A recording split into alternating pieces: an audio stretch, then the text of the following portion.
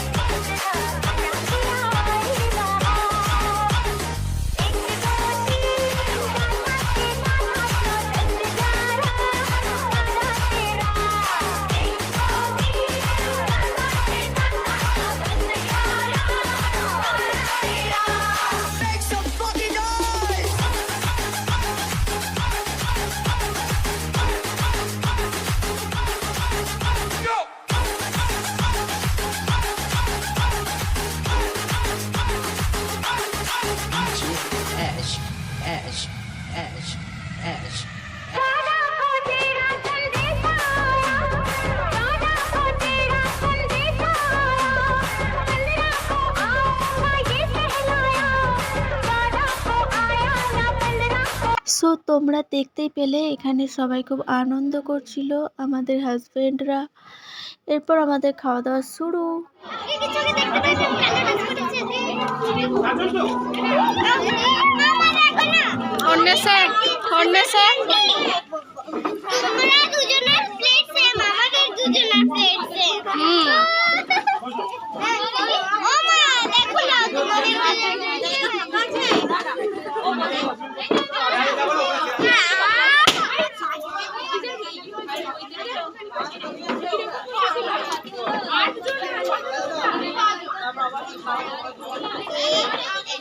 আর কি জানো তো, শাশুড়ি মায়ের বড্ড শরীর খারাপ ছিল। সো সেই কারণে ও না এই বার্থডে পার্টিতে অ্যাটেন্ড করবে না ভেবেছিল, কিন্তু ওকে আমরা অনেক রিকোয়েস্ট করার পর এখানে নিয়ে এসেছি, কারণ রাত হয়ে গেলে তো আমাদের ফিরতে একা। এবার যাই হোক, সো সেই কারণে মেয়ে আর আমি অনেক রিকোয়েস্ট করার পর এখানে এসেছে আমার সাথে।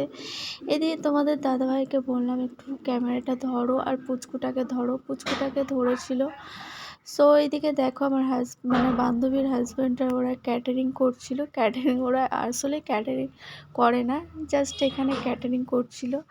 আর যাকে দেখতে পেলে ওনার ছেলের বার্থডে ছিল। সো আমি ওনাকে মানে পুচকুটাকে যার বার্থডে তাকে আমি দেখাতেই পারছিলাম না, ও যে কোন দিকে খেলে খেলে বেড়াচ্ছিল। যাই হোক, সো তার ছবি আমি মেনশন করে দেবো, সো তোমরা লাস্টে দেখতে পাবে। এদিকে সারা আর ছোট্ট ছোট্ট বাচ্চাদেরকে কিন্তু সেদিন ভীষণ সুন্দর লাগছিল আর খুব কিউট লাগছিল। বাট যে পুচকুটার বার্থডে ছিল সেদিন কোনো ফটো তোলা হয়নি, তাই ওর ছোটোবেলাকার ফেসবুক থেকে ছবি সেভ করে দিয়ে দিলাম।